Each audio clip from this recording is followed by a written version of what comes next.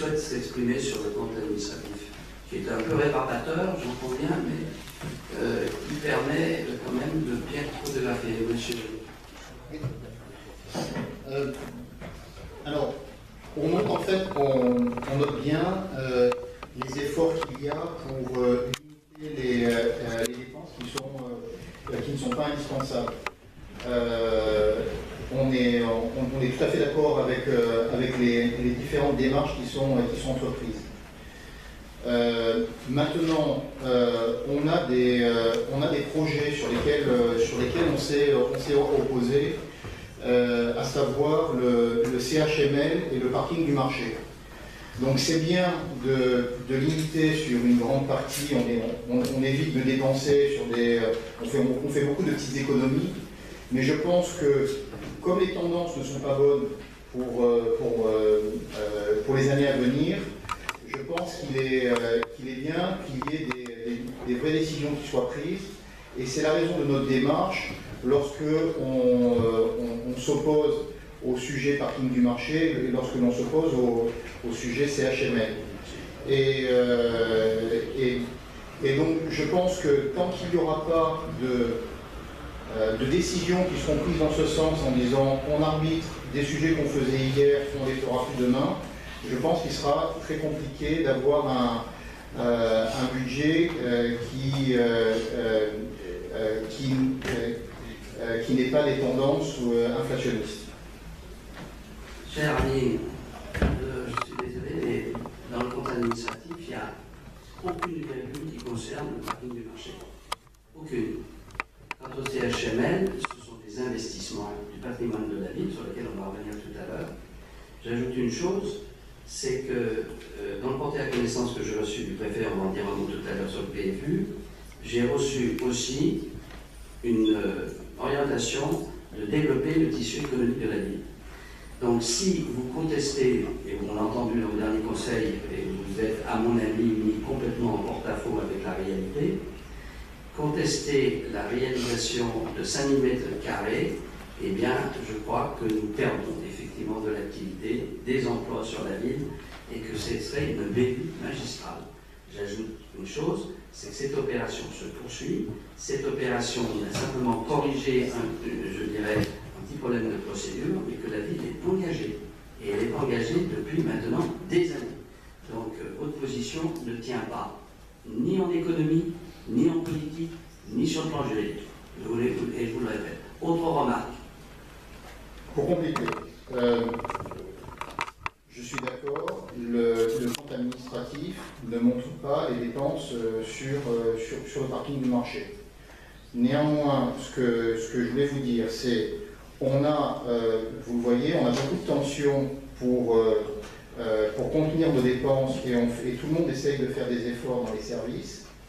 Je pense qu'il y a, pour que demain on puisse avoir des dépenses qui soient contenues, même si ça me concerne, même si sur le compte administratif on regarde le passé, on ne regarde pas le futur, je parlais juste du futur, et je pense que pour le futur il est bien qu'il y ait des arbitrages sur les sujets que l'on faisait hier et qu'il est bon de nous faire demain.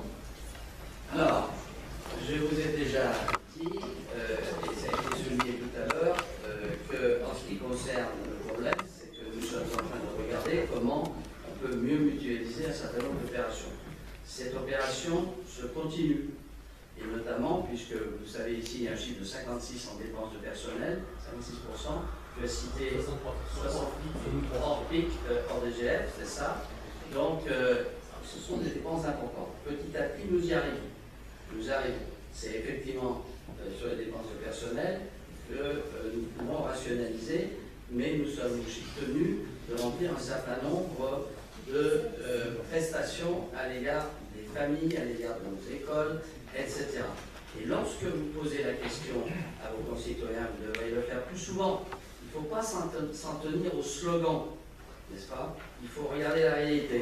Et aujourd'hui, nous avons réussi à maintenir les prestations. Maintenant, si vous voulez faire des économies, il y en a une que vous pourriez immédiatement faire, cher monsieur, c'est que du côté de l'agglo, là, je peux vous dire qu'on est parti pour la gloire. Et c'est ça qui va peser sur nos dépenses publiques l'an prochain. Ce n'est pas les choix de Maison Lafitte. Ce n'est pas les choix de Maison Lafitte, contrairement à ce que vous pensez. Je dirais la machine infernale aujourd'hui, et je ferai sans doute une réunion en début septembre à huis clos pour vous expliquer les tenants et les aboutissants, parce que nous sommes rentrés maintenant dans une position extrêmement difficile de négociation où l'aglo n'a plus pratiquement plus un sou d'autofinancement et elle risque d'avoir l'an prochain de prendre en pleine figure, si je peux me permettre ça, une croissance du PIB, une baisse de la DGF. Et là, je crains fort que les impôts de l'aglo explosent. Et là, c'est à l'évidence un problème majeur. Et ce n'est pas dans les choix de Maison Lafitte qui sont véritablement restreints et qui sont véritablement portés en toute connaissance de cause que nous aurons les plus grandes difficultés. Madame. Par rapport au parking du marché, le sujet n'est pas les bureaux, le sujet c'est le parking, la location du coût du parking de la ville à la société 478. Sur 12 ans, ce sera 2 800 000. Alors, je vais vous dire une chose. Tout à l'heure, nous allons regarder ce qui se passe au PLU. À 500 mètres autour de la gare, nous n'allons plus pouvoir imposer un nombre de parkings suffisant pour un certain nombre d'immeubles. Qu'est-ce qu'on fait? Vous voyez que les gens ne vont pas acheter des voitures? On est en plein délire. Donc, heureusement qu'on va avoir ce parking qui va se remplir petit à petit et qui est une nécessité en centre-ville à proximité de la gare. C'est aussi simple que cela. Tout est en tout et réciproquement. Alors ne focalisez pas. Oui, on va louer ce parking. Et de toute façon, il ne changera pas de destination. Ça sera toujours un parking.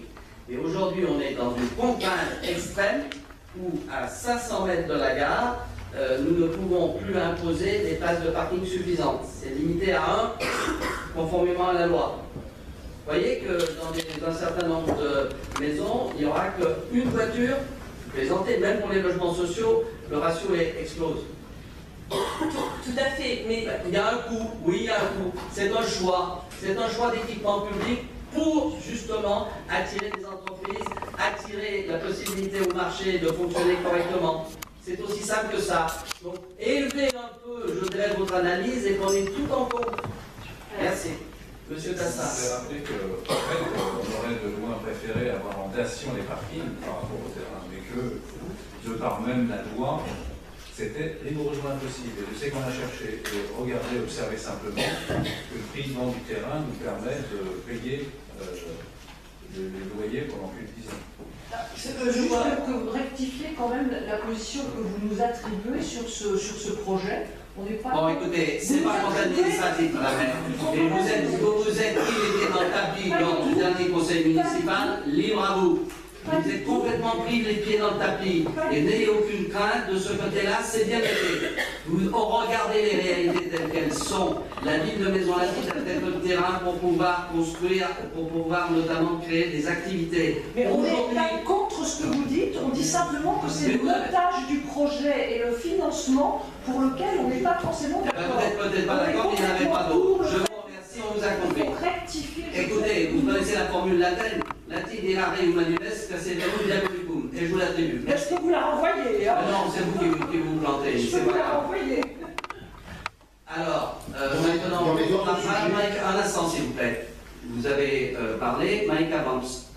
Oui, je voulais vous dire qu'on avait quand même le droit d'avoir d'autres propositions que vous. Ce n'était pas pour ça qu'on était forcément en erreur, ça c'est une chose. Je vais revenir au compte administratif.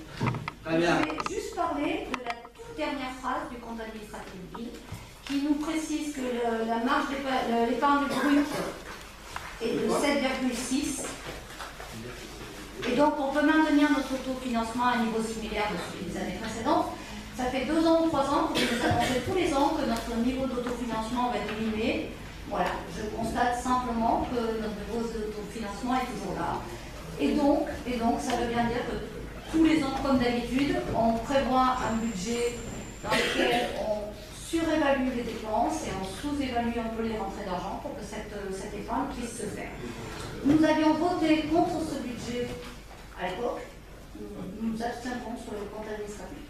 Alors, je voudrais juste vous dire une chose, c'est que quand il y a des recettes supplémentaires qui arrivent en cours d'année, moi je ne suis pas Madame Soleil, au moment de l'élaboration du budget, je ne sais pas. Et effectivement, cette fois-ci, nous avons eu 2 bonnes surprises. 2 bonnes surprises. Il vaut mieux les avoir dans ce sens-là que dans le sens inverse. Un, ça a été dit tout à l'heure par Philippe sur les droits de mutation. Là, ça a été une aubaine, parce qu'il y a eu une rentrée de 400 000 qui doit correspondre à un changement dans une société, etc. 400 000 euros, ça fait une sacrée différence. Deux, nous avons eu des rôles supplémentaires qui nous... Pardon, 462 000. Donc vous avez tout dans ces deux chiffres. Donc si vous êtes Madame Soleil au moment où vous réalisez, libre à vous, mais je ne pense pas que vous le soyez, Madame. Et donc, maintenant, pour ce qui est, je dirais, des projets villes, je me mets au défi, vous m'entendez, au défi de concevoir en matière de développement économique autre chose que ce que nous avons fait. Et je n'ai jamais trouvé en face de moi des gens qui me présentent un plan B cohérent et alternatif. Alors, s'il vous plaît, regardez aussi et faites vos